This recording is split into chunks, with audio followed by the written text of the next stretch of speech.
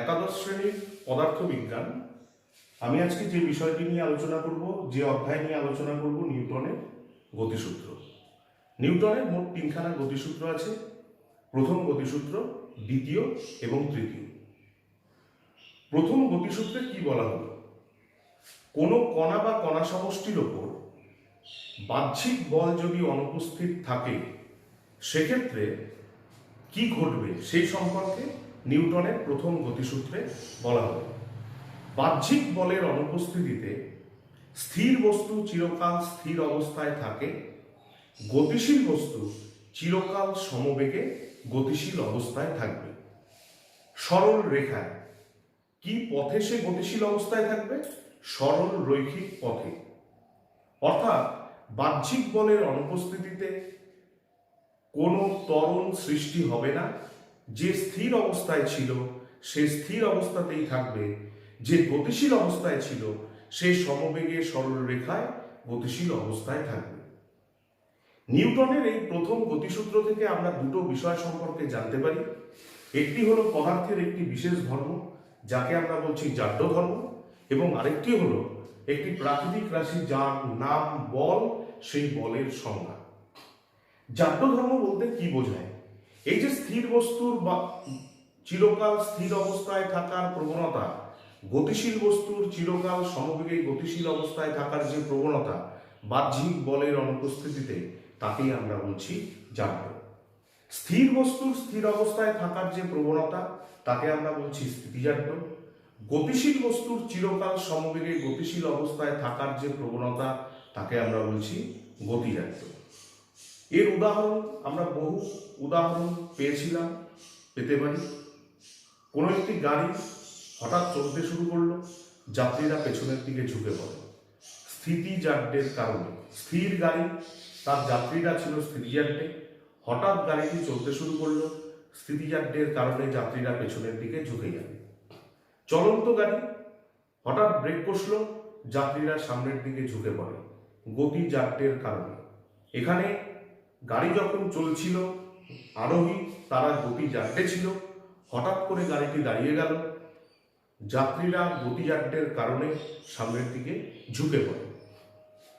আরেকটি বিষয় বল। বল হলো সেই প্রাকৃতিক রাশি যা প্রয়োগ করে কোনো স্থির বস্তুকে গতিশীল করা যায় বা করার চেষ্টা করা হয়, বা কোনো গতিশীল বস্তুকে বা গতিশীল বস্তুর গতিবেগের মান বা অভিমুখ পরিবর্তন ঘটানো যায় বা ঘটানোর চেষ্টা করা হয়। এই প্রাকৃতিক রাশিকে আমরা কি বলছি? বল। এবার আমি যে বিষয়টি নিয়ে আলোচনা করব তা হলো ভরবেগ। ভর এবং বেগের সমন্বয়ে কোনো গতিশীল বস্তুতে যে গতি ও ধর্মের সৃষ্টি হয়, তাকেই আমরা বলছি ভরবেগ। ভর এবং বেগের সমন্বয়ে কোনো গতিশীল বস্তুতে যে গতি ও ধর্মের সৃষ্টি হয়, তাকে আমরা বলছি ভরবেগ। আমরা কিভাবে ভরবেগকে পরিমাপ করব? ধরে নিই এম ভরের একটি বস্তু ভি গতিবেগে গতিশীল অবস্থায় আছে। তার গতিবেগ কত? ভি। গতিবেগ ভেক্টর রাশি। ভরবেগকে আমরা মোমেন্টাম পি দিয়ে চিহ্নিত করব। সুতরাং ভরবেগ ভেক্টর পি ভেক্টর, সেটা হবে ভর এবং বেগের গুণফল।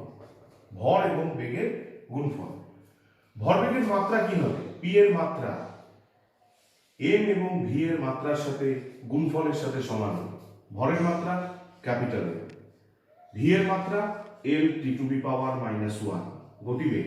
সুতরাং ভরবেগের মাত্রা পাওয়া গেল M L T two the পাওয়ার -1। এর একক কি হবে? এসআই পদ্ধতিতে এর একক দাঁড়াবে, ভরের একক কিলোগ্রাম, বেগের একক মিটার পার সেকেন্ড, আর সিজিএস পদ্ধতিতে দাঁড়াবে গ্রাম সেন্টিমিটার পার সেকেন্ড। নিউটনের দ্বিতীয় গতিসূত্রে বল প্রযুক্ত হলে, বাহ্যিক বল প্রযুক্ত হলে কি ঘটবে সেই সম্পর্কে বলা হলো। বল প্রযুক্ত হলে ভরবেগের পরিবর্তন হবে। নিউটনের দ্বিতীয় গতিসূত্র অনুযায়ী ভরবেগের পরিবর্তনের হার প্রযুক্ত বলের সমানুপাতিক, এবং যে অভিমুখে বল প্রযুক্ত হয় ভরবেগের পরিবর্তনও সেই অভিমুখেই ঘটে। আমরা নিউটনের প্রথম গতিসূত্র থেকে বলের সংজ্ঞা পেয়েছিলাম, আর নিউটনের দ্বিতীয় গতিসূত্র থেকে আমরা বল পরিমাপের যে রাশিমালা সেই রাশিমালা প্রতিষ্ঠা করতে পারি। কিভাবে আমরা নিউটনের দ্বিতীয় গতিসূত্র থেকে বল পরিমাপের রাশিমালা প্রতিষ্ঠা করব? ভরবেগের পরিবর্তনের হার কলনবিদ্যার সাহায্যে ডিডিটি অফ পি, ভরবেগের পরিবর্তনের হার প্রযুক্ত বলের সমানুপাতিক। আমরা এখানে সমানুপাতিক ধ্রুবক হিসেবে কে নেব। সুতরাং বল ইকুয়ালস টু সমানুপাতিক ধ্রুবক ডিপি ডিটি। ভরবেগটা কি? ভর এবং বেগের গুণফল এম ভি। আমরা এখানে পি কে এম ভি দিয়ে চিহ্নিত করব। DDT of M V. আমরা যে সমস্ত গতির কথা ভাবি সেই ক্ষুদ্র গতির ক্ষেত্রে ভরের কোনো পরিবর্তন হয় না, ভর ধ্রুবক। তাহলে আমরা ভরটাকে বাইরে লিখতে পারি কে এম ডিভি ডিটি। বেগের পরিবর্তনের হার মানে ত্বরণ, ত্বরণকে আমরা এ দিয়ে চিহ্নিত করি। সুতরাং আমরা পেলাম কে এম ত্বরণ ভেক্টর এ ভেক্টর। তাহলে বল পরিমাপের যে রাশিমালাটা এক্ষেত্রে পাওয়া গেল A vector equals to K M A vector. এবার একক বলের সংজ্ঞানুযায়ী যদি প্রযুক্ত বলের মান 1 একক হয়, বস্তুর ভর যদি 1 একক হয়, তাহলে ত্বরণের মানও হয় 1 একক। সেই কারণে সমানুপাতিক ধ্রুবক কে ইকুয়ালস টু হয়ে যাবে 1। দেয়ারফর বল পরিমাপের আমরা যে রাশিমালাটি পাবো এ ভেক্টর ইকুয়ালস টু ভর ইনটু ত্বরণ। তাহলে নিউটনের দ্বিতীয় গতিসূত্র থেকে আমরা বল পরিমাপের রাশিমালাটি পেলাম F equals to M A. এখানে এফ ভেক্টর রাশি, এ হলো ভেক্টর রাশি। এবং বল পরিমাপের এই রাশিমালা থেকে আমরা বলের যে একক সিজিএস এবং এসআই পদ্ধতিতে একক, যাকে আমরা নিউটন এবং ডাইন নামে চিনি, তাদের সংজ্ঞাও দিতে পারি। এসআই পদ্ধতিতে বলের একক হলো নিউটন। এই সমীকরণ অনুযায়ী প্রযুক্ত বলের মান যদি 1 নিউটন হয়, তাহলে বস্তু কণার ভর হবে 1 কিলোগ্রাম এবং ত্বরণ হবে 1 মিটার প্রতি সেকেন্ড স্কোয়ার। আবার ঠিক একইভাবে সিজিএস পদ্ধতিতে প্রযুক্ত বল যদি হয় 1 ডাইন, সেক্ষেত্রে বস্তুর ভর হবে 1 গ্রাম, ত্বরণ হবে 1 সেন্টিমিটার প্রতি সেকেন্ড স্কোয়ার। এবার এই যে এসআই পদ্ধতিতে বলের পরম একক নিউটন এবং সিজিএস পদ্ধতিতে ডাইন, এদের পারস্পরিক সম্পর্ক আমরা স্থাপন করব। 1 নিউটন 1 কিলোগ্রাম ইন্টু 1 মিটার প্রতি সেকেন্ড স্কোয়ার। আমরা কিলোগ্রামকে গ্রামে রূপান্তর করব 10 টু দি পাওয়ার 3 গ্রাম, আর 1 মিটার প্রতি সেকেন্ড স্কোয়ার একে সিজিএস এ নেব 10 to the power 2 centimetre per second square. তাহলে কি দাঁড়ালো 10 to the power 5 gram centimetre প্রতি সেকেন্ড স্কোয়ার। এই গ্রাম সেন্টিমিটার প্রতি সেকেন্ড স্কোয়ারই হলো ডাইন, বলের সিজিএস একক। Therefore 10 to the power 5 dyne. তাহলে আমরা নিউটন এবং ডাইনের সম্পর্ক পেলাম 1 newton equals to 10 to the power 5 dyne. এছাড়াও বলের অভিকর্ষীয় একক, এই যে নিউটন এবং ডাইন এরা হলো পরম একক, এছাড়াও আছে অভিকর্ষীয় একক। এসআই পদ্ধতিতে 1 কিলোগ্রাম ভার 1 কেজি ভার, 1 কেজি ভরের কোনো বস্তুকে পৃথিবী যে বলের সাহায্যে আকর্ষণ করে তাকেই আমরা বলছি 1 কিলোগ্রাম ওয়েট 1 কেজি ভার।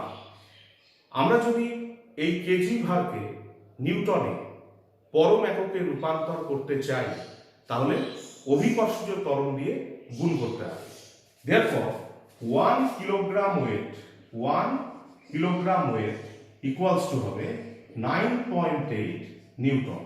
এভাবে আমরা অভিকর্ষীয় এককে পরম এককে আনতে পারি।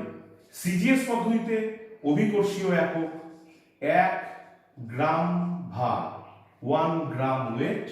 আমরা যদি একে ডাইনে রূপান্তর করতে চাই, আবার অভিকর্ষীয় ত্বরণ দিয়ে ভরকে গুণ করতে হবে।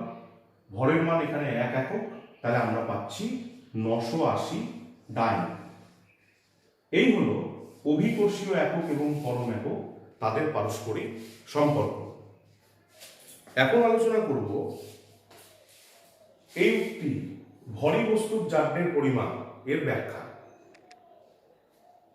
আমরা নিউটনের দ্বিতীয় গতিসূত্র থেকে পাই F equals to ma, তাই তো? বল ইকুয়ালস টু ভর ইন্টু ত্বরণ। বল যদি স্থির মানের হয়, নির্দিষ্ট মানের হয়, তাহলে আমরা বলতে পারি a প্রপোর্শনাল টু 1/m, অর্থাৎ ত্বরণ ভরের ব্যস্তানুপাতিক। অর্থাৎ আমরা যদি দুটো বস্তু নিই, একজনের ভর বেশি আরেকজনের ভর কম, যার ভর বেশি তার ত্বরণ কম হবে, অর্থাৎ তার বেগের পরিবর্তন করা কষ্টকর, তার জাড্য বেশি। সুতরাং ভর বেশি হলে বস্তুর জাড্য বেশি হবে। ভর কম হলে ত্বরণের পরিমাণ বেশি হবে, অর্থাৎ ওই বস্তুর বেগের পরিবর্তন করা সহজ, অর্থাৎ বস্তুটির জাড্য কম। অর্থাৎ ভর কম হলে জাড্য কম হবে, ভর বেশি হলে জাড্য বেশি হবে। এই কারণে আমরা বলছি ভরই বস্তুর জাড্যের পরিমাণ। এবার আমি আলোচনা করব যে বিষয়টি নিয়ে, তা হলো বলের ঘাত। বল এবং বলের ক্রিয়াকালের গুণফলকে আমরা বলছি বলের ঘাত। সুতরাং বলের ঘাত বলতে কি বোঝায়? বল ইন্টু বলের ক্রিয়াকাল। ক্রিয়াকাল আমরা নিউটনের দ্বিতীয় গতিসূত্র থেকে পাই F equals to ma, তাই তো? m dv dt। যেহেতু সাধারণ গতিবেগগুলোর ক্ষেত্রে ভরটা ধ্রুবক, আমরা এইভাবে লিখতে পারি ddt of mv। mv ভরবেগ, ভর ইন্টু বেগ, ভরবেগ, যাকে আমরা p দিয়ে চিহ্নিত করি, dp dt। তাহলে আমরা কি পেলাম? F equals to dp dt। তাহলে বল এবং বলের ক্রিয়াকালের গুণফল কি দাঁড়াচ্ছে? dp, অর্থাৎ ভরবেগের পরিবর্তন। প্রাথমিক ভরবেগ p1 ভেক্টর, অন্তিম ভরবেগ p2 ভেক্টর, ভরবেগের পরিবর্তন p2 - p1, অর্থাৎ বলের ঘাত বস্তুর ভরবেগের পরিবর্তনের সমান। বলের ঘাত বস্তুর ভরবেগের পরিবর্তন।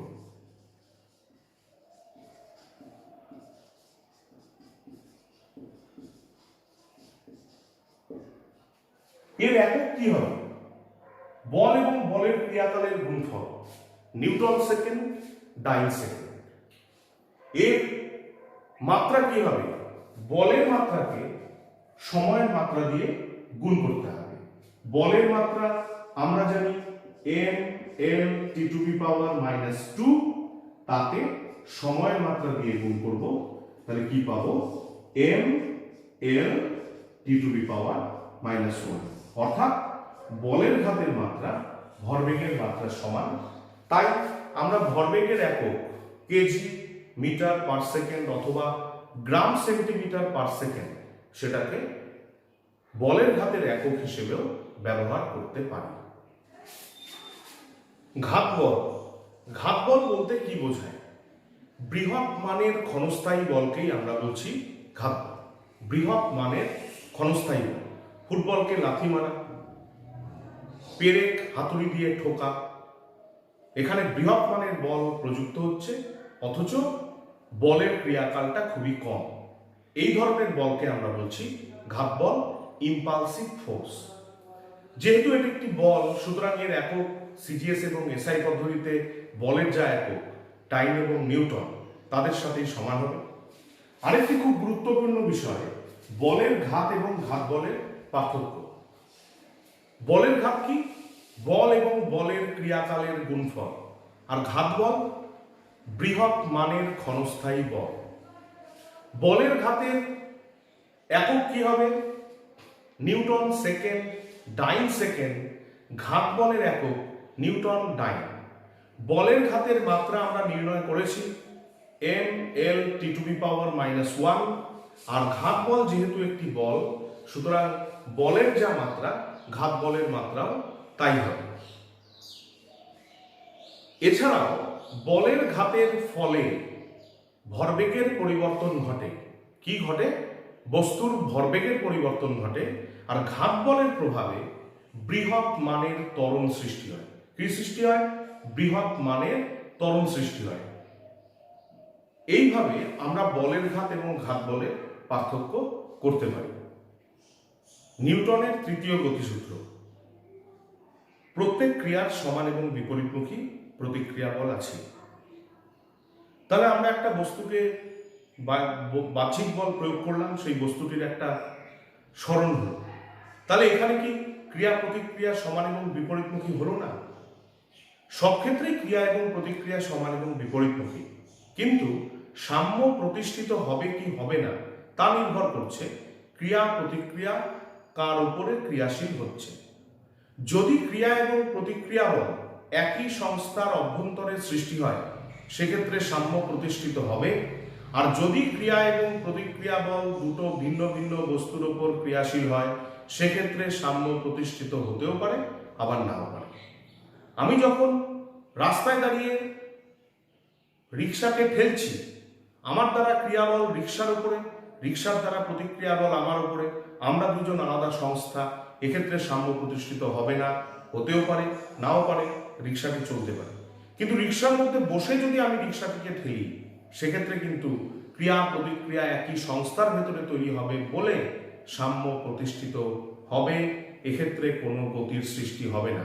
আমরা চেয়ারে বসে চেয়ারটাকে যদি টেনে তোলার চেষ্টা করি, সেক্ষেত্রে কিন্তু যেহেতু ক্রিয়া প্রতিক্রিয়া একটা সংস্থার ভেতরে তৈরি হচ্ছে, সাম্য প্রতিষ্ঠিত থাকবে। তাহলে এই বিষয়টা আমাদের নিউটনের তৃতীয় গতিসূত্র থেকে ইম্পর্টেন্ট। এরপরে সেটা হলো রৈখিক ভরবেগের সংরক্ষণ।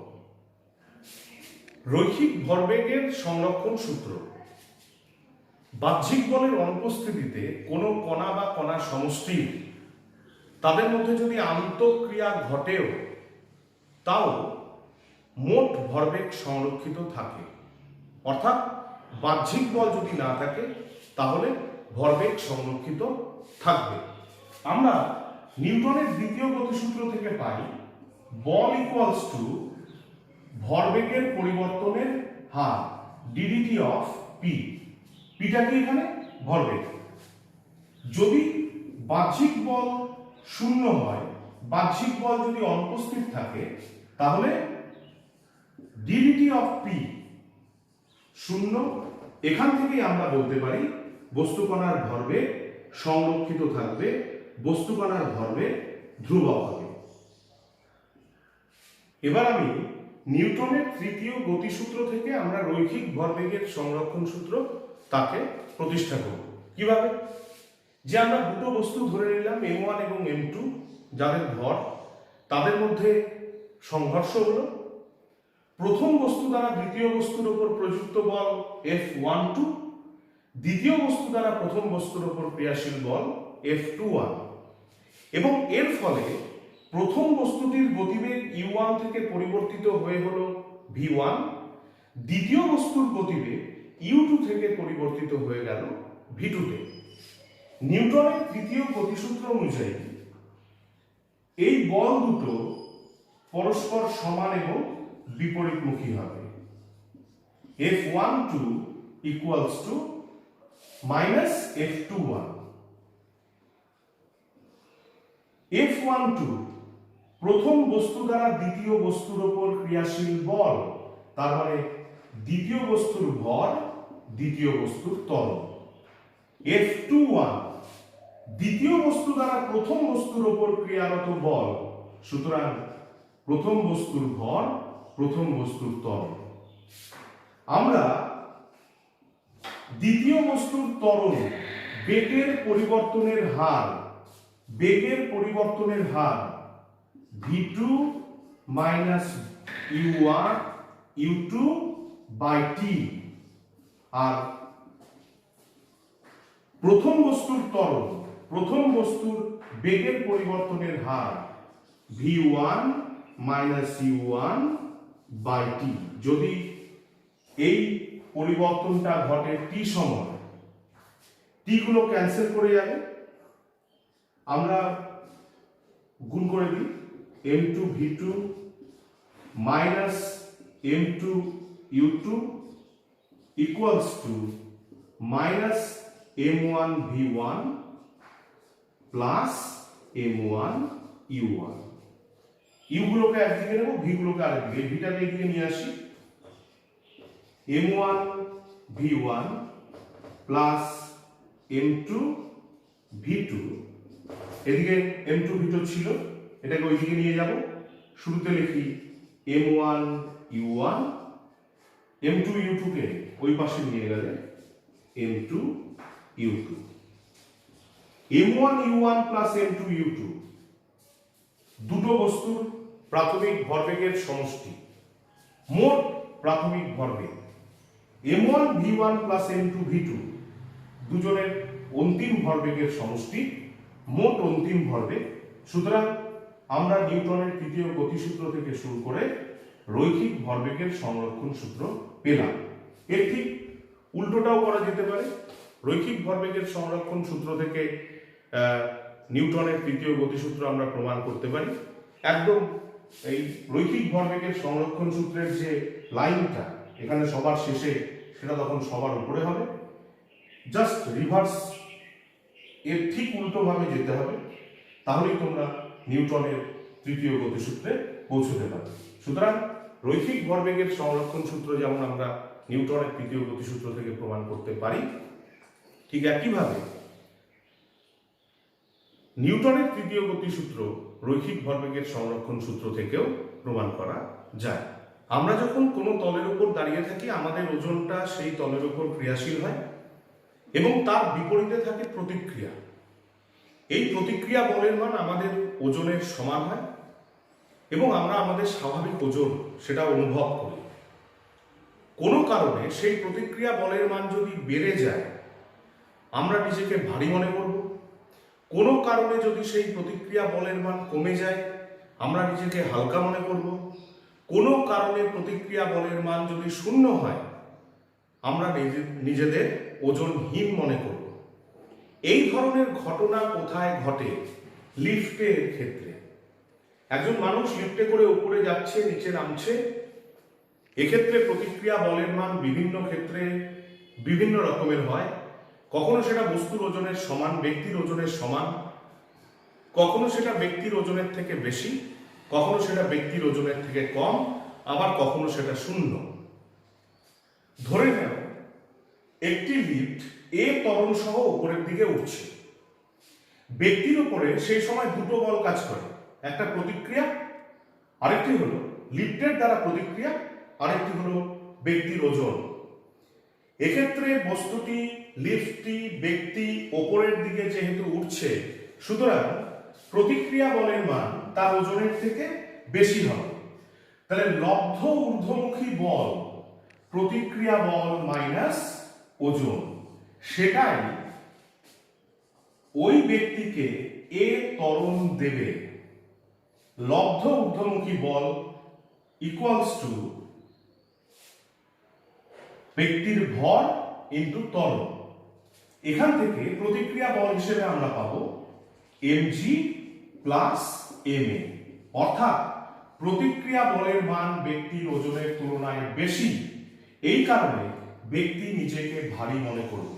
অর্থাৎ কোন লিফট যখন নির্দিষ্ট ত্বরণ সহ উপরের দিকে ওঠে, তখন প্রতিক্রিয়া বলের মান ব্যক্তির ওজনের থেকে বেশি হয়, ব্যক্তি নিজেকে ভারী মনে করে। যদি লিফটটি ওপরের দিকে ওঠে ত্বরণহীনভাবে সমবেগে, সেক্ষেত্রে প্রতিক্রিয়া বলের মান কি হবে? আমাদের ঊর্ধ্বমুখী ত্বরণের মান 0, এখানে তুমি 0 বসিয়ে দাও, দেন আর ইকুয়ালস টু mg। ব্যক্তি নিজের স্বাভাবিক ওজন অনুভব করবে।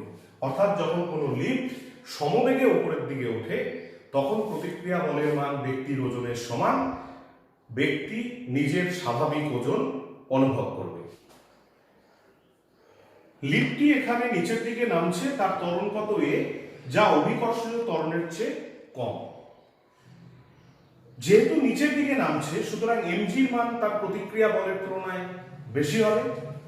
লব্ধ নিম্নমুখী বল ওজন বিয়োগ লিফটের দ্বারা প্রতিক্রিয়া বল, সেটাই ওই আরোহীকে নিম্নমুখী ত্বরণ দেবে লব্ধ নিম্নমুখী বল ইকুয়ালস টু ভর ইনটু ত্বরণ। এবং এখান থেকে আমরা প্রতিক্রিয়া বল হিসেবে পাবো আর ইকুয়ালস টু পাবো mg মাইনাস m।